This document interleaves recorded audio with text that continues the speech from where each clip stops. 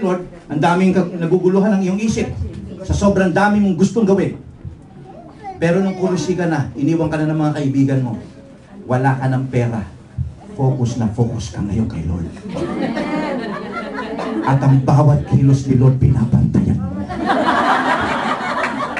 Tama? Kaya pagka dumating ang kasagutan, maraming salamat, Lord! Gumugulong ka rito, nagpapasalamat ka sa Panginoon. You see? Binibigay mo ngayon ng glory. Why? Kasi kuhang-kuha mo eh. Focus na focus ka, walang distraction, walang anything. Kaya kung mayroong bagay man, dinadaanan kang kurisi ngayon. Sino man yung nakikinig ngayon? Kahit sa internet yung mga nakikinig ngayon. Gusto kong unawain ninyo. Ang masasabi ko lang, just keep on following God. Later on, you will see the answer. Palakpakan po natin ating Panginoon dyan. You see? Now, tuloy po natin. That's one good thing about knowing Christ. Now, sabi ni Paul, there's the second thing that I want to know. It is to know the power of His resurrection. Now, listen to this. Kinakailangan ninyong maunawaan ito. Lahat ng taga-Lord of the Harvest, hindi pa pwedeng hindi maunawaan to. Dahil kapag ka hindi nyo naunawaan to, nako, you're missing a great blessing. Okay? Sa buhay ng isang Kristiyano. Ulitin ko, sabi ko nga po sa inyo kanina, na hindi maganda yung namatay ang ating Panginoong Jesucristo doon para sa ating mga kasalanan sa krus ng Kalbaryo, pero hindi ito kumpleto kung hindi siya mabubuhay. Okay? Sinabi ko yan kanina. Kaya po, sabi ni Pablo, ito pa ang isang bagay na gusto kong maunawaan. It is to know or have a knowledge, okay? Know the power of His resurrection. Sabi po ni Paul, Ephesians chapter 1 verse 19 to 20, sabi niya rito ganito, His incomparably great power for us who believe. Now, ang mga tao rito na those who believe, yung may relasyon kay Kristo, alam na natin ngayon yan, di ba? You're a believer if you have a relationship with our Lord Jesus Christ.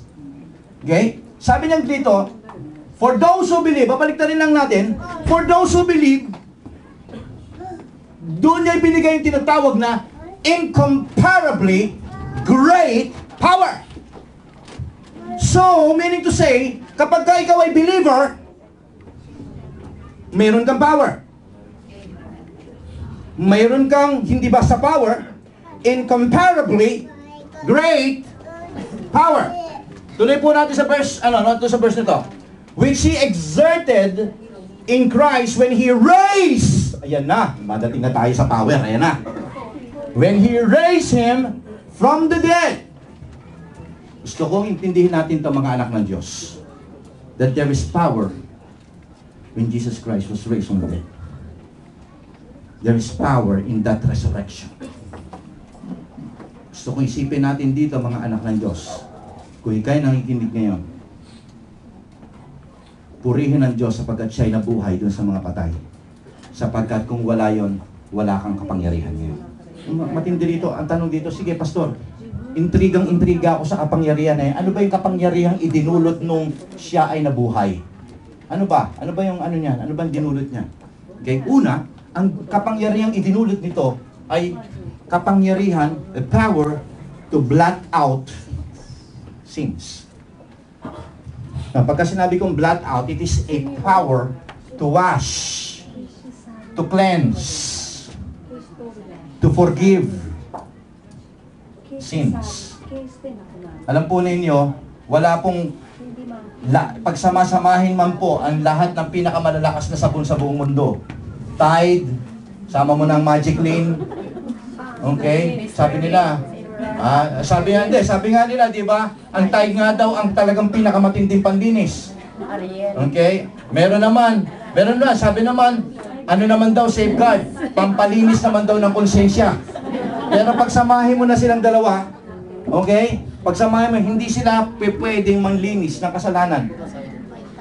At ang sabi ng salita ng Diyos, the death of our Lord Jesus Christ has the power to to blot out sin. Sabi po dito, tingnan po nila, sa verse 25 ng Romans chapter 4. He was delivered over to death because of our sins. Okay? Malinaw yon. Si Jesus Christ, kaya siya napako doon sa krus ng Kalbaryo ay upang ang kasalanan mo at kasalanan ko ay mapatawad. Diba? Kinuha niya yung kasalanan natin yan. Kasalanan ng mga tao. Sumunod doon, and raised to life because of our justification. Ito maganda rito, itong word na justification. Sapagkat itong word na justification na ito, mga kapatid, malinaw, na sinasabi rito, He was raised to life because of kaya daw po siya, katulad ng sinabi ko kanina, si Jesus Christ ay 100% man, at mula sa kamatayan hanggang sa pagkabuhay, it was the Father and the Holy Spirit na nag-work sa kanyang pagkabuhay na yan. Never na si Jesus Christ nilift niya, okay, hanggang sa kahuli-hulihan ang kanyang kapangyarihan. Sabi ng Philippians chapter 2 verse 6 to 8, sa verse 6, sabi niya, He set aside His prerogative to act as God. Yun ang ibig sabihin nun. Sinisang tabi niya ang kanyang authority, ang kanyang kakayanan para magdesisyon bilang isang Diyos, o gumawa ng sarili niyang pagdidesisyon. Diyos naman kasi siya eh. Pero binaliwala niya, hinayaan niya ng Diyos Ama at Diyos Espiritu Santo.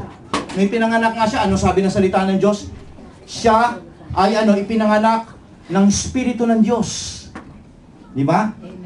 Sa sinapupunan ni Maria.